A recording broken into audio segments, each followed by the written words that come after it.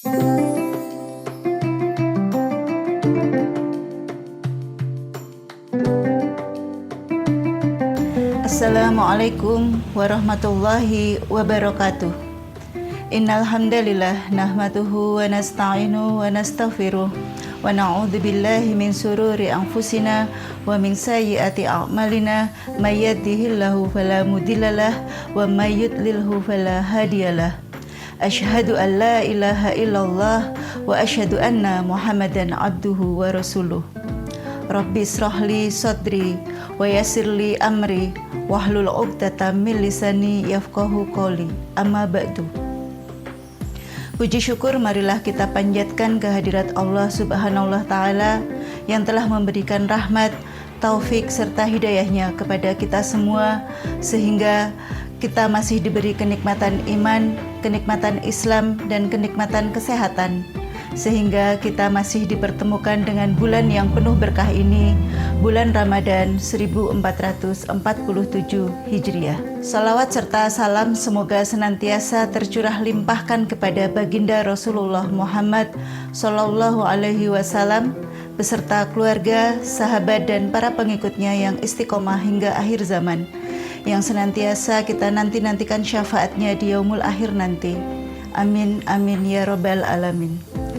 Tidak terasa hari-hari di bulan penuh berkah ini hampir usai. Waktu berjalan begitu cepat, meninggalkan kita yang mungkin masih bergelimang dosa. Di penghujung bulan Ramadan ini, marilah kita merenung. Sudahkah kita beribadah secara maksimal? Atau justru kita menjadi orang yang merugi? Marilah kita gunakan sisa waktu di bulan Ramadan ini untuk beribadah lebih kepada Allah Subhanahu wa taala dan untuk selalu memohon ampunannya. Hadirin yang dirahmati Allah, tanpa kita sadari kita sering tergelincir dalam perbuatan dosa, yaitu dosa dari lisan kita. Dua penyakit yang sangat merugikan manusia dan sangat dimurkai Allah adalah ghibah dan fitnah.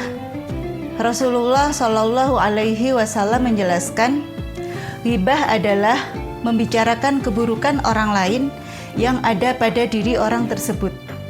Namun, orang tersebut tidak menyukai jika mendengarnya. Sedangkan fitnah adalah membicarakan keburukan orang lain yang tidak ada pada diri orang tersebut, yang artinya membicarakan kebohongan.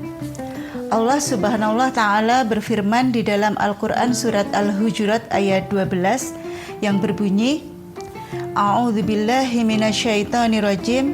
Bismillahirrahmanirrahim. Ya ayyuhalladzina amanu ijtanibu katsiran minadh-dhanni inna ba'dadh-dhanni ismu wa la tajassasu wa la yaghtab ba'dukum ba'dha. Ayuhibbu ahadukum ay ya'kula lahma akhihi maitan fakadzibtumu.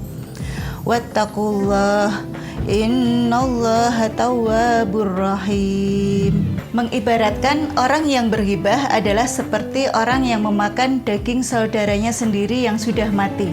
Ini menunjukkan betapa menjijikkannya dan betapa beratnya dosa ghibah. Ghibah dapat merusak silaturahim dan dapat memecah belah persaudaraan. Ghibah sering terjadi dalam perbincangan santai. Tanpa sadar, kita sering beralih membicarakan keburukan orang lain. Fitnah jauh lebih berbahaya karena melibatkan kebohongan yang dapat menghancurkan kehormatan seseorang. Akibatnya sangat fatal karena dapat merusak nama baik dan dapat memecah belah persaudaraan. Di era digital, fitnah lebih cepat menyebar daripada kebenaran. Oleh karena itu, kita harus lebih ekstra hati-hati ketika mengetik atau mungkin menyebarkan suatu berita. Menghindari ghibah adalah tanda kesempurnaan iman. Ghibah dan fitnah tidak hanya berdampak di dunia, tetapi juga berdampak di akhirat. Dosa ghibah dapat menghapus amalan kebaikan kita, ibarat seperti fata morgana. Selain itu, pelaku ghibah dan fitnah akan mendapat hukuman di neraka. Ghibah dan fitnah akan menjadi sebab kebangkrutan di akhirat. Nabi Shallallahu Alaihi Wasallam bersabda, orang yang bangkrut adalah orang yang datang dengan pahala puasa, pahala sholat, dan pahala zakat, namun dia menzolimi orang lain, sehingga pahalanya akan habis untuk menebus dosa kepada mereka. Hadis riwayat Muslim. Solusi untuk menghindari ghibah adalah memperbanyak zikir, membaca Al-Quran, dan tentunya mencari kekurangan diri sendiri atau muhasabah diri atau introspeksi diri.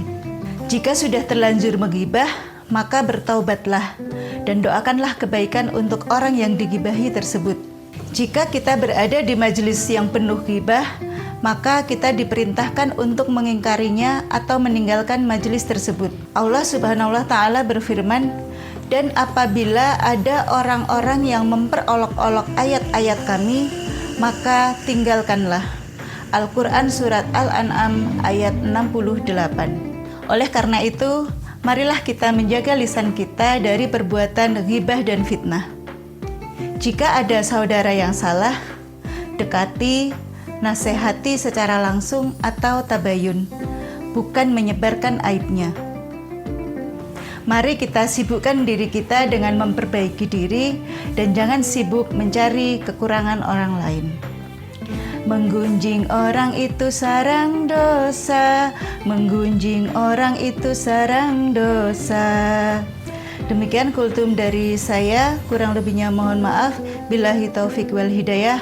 Wassalamualaikum warahmatullahi wabarakatuh.